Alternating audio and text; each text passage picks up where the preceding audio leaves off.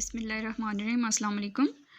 आज हम स्टार्ट करेंगे चैप्टर नंबर जो है वो 5, उसकी एक्सरसाइज 5.1 फैक्टराइज करना है। ठीक है, फैक्टराइज होता क्या है, फैक्टराइजेशन क्या है, उसको हम क्या करते हैं एक बार रीड आउट कर लेते हैं। तो देखिए, हम लोगों के बुक के पेज पर लिखा हुआ है factorisation.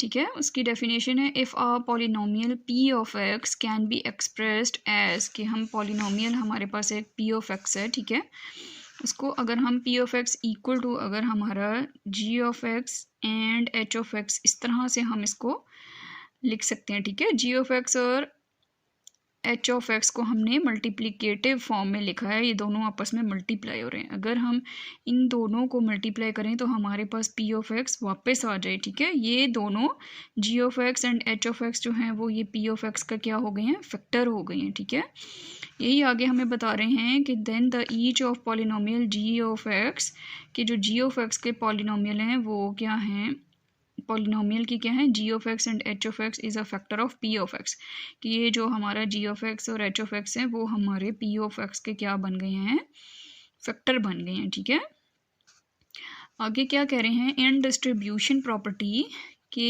A b plus a c equal to, देखें इन दोनों में हमारे पास जो है ए बी और ए सी में हमारे पास क्या कॉमन है, दोनों में क्या है, ए है, तो ए हमने बाहर निकाल लिया। ठीक है, कॉमन ले लिया, और पीछे हमारे पास बी और सी बच गया, बी प्लस सी हमने एज इट इज़ लिख दिया। ठीक है, तो इसमें देखिए हमारे पास ए और जो बी प्लस सी है ये दोनों हमारे पास फैक्टर्स बन गए हैं, किसके, ए बी प्लस ए सी के क्या बन गए, फैक्टर बन गए। ठीक है, तो इसी तरह से हम अपने क्वेश्चंस में भी यही दिखाएंगे कि हम लोगों ने जो है वो किस तरह फैक्टर्स बनाने हैं।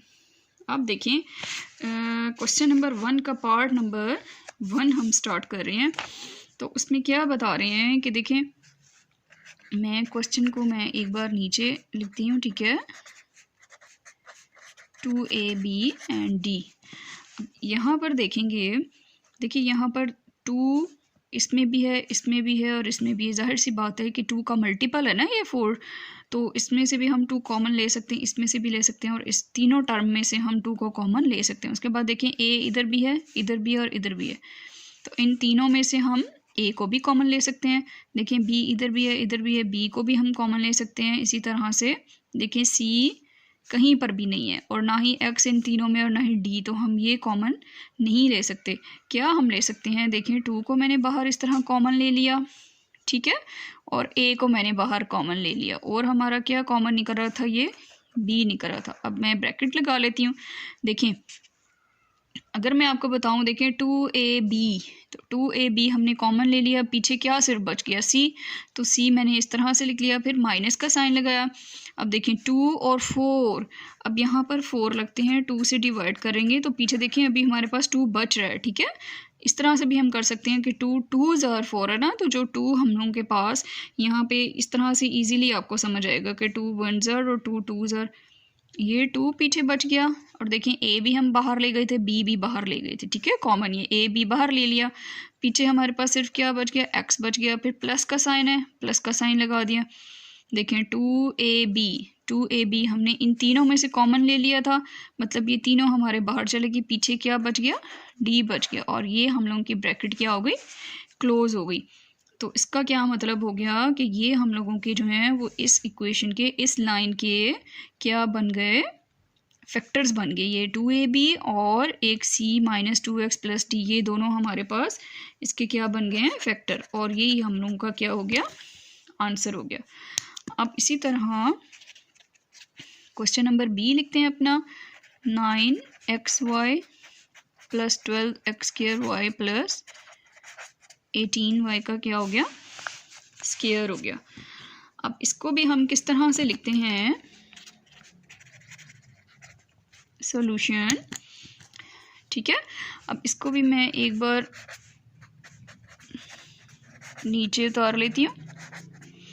तो अब यहाँ से भी हम देखते हैं, देखें ऐसा कौन सा टेबल हम लेंगे कि जिसमें 9 भी आता हो, 12 भी आता हो, 18 भी आता हो। ठीक है, तो वो हमारे पास है 3। इसका मतलब है कि हम इसमें से 3 कॉमन ले लेते हैं। अब देखें x इधर भी है, इधर भी x है, इधर नहीं है, इसका मतलब है कि हम x कॉमन नहीं ले सकते। तीनों टर्म में जो हमारे पास चीज़ कॉमन होगी हम वो ले सकते हैं, ठीक है, इन तीनों में। अब देखें y इधर भी है, इधर भी है, इधर भी है, इसका मतलब है कि हम y को बाहर कॉमन ले सकते हैं। अब उसी तरह से हम क्या करेंगे, 3 को 9 से क्या करते हैं, 9 को 3 से डिवाइड करते हैं। देखिए 3 1 ज़र 3, 3 3 ज़र 9, 3 हमारे पास बच गया, ठीक है। तो यहाँ पर हम लिखेंगे 3 और ये x तो कॉमन नहीं लिया था, x एज इट इज़ आ गया और y बाहर चला गया। इसी तरह प्लस फिर 12 को 3 से 3 1 ज़र 3 3 4, 4 आ गया। देखिए x हमारा एज इट इज़ ही आ जाएगा और y हमारा बाहर चला गया। इसी तरह 3 को हम लोगों ने किससे 18 से डिवाइड करें, 18 डिवाइडेड बाई 3 6 ज़र, तो हमारा पीछे 6 बच गया। अब देखेंगे y स्क्वायर है, ठीक है, y की मतलब y 2 टाइम्स है, तो एक y हम लोगों ने यहाँ बाहर ले लिया और पीछे एक y हमारे पास क्या है, बच गया। यही हम लोगों के पास क्या आ गया, आंसर आ गया। सब्सक्राइब करें और बेल दबाएं ताकि कोई सवाल रह न जाए।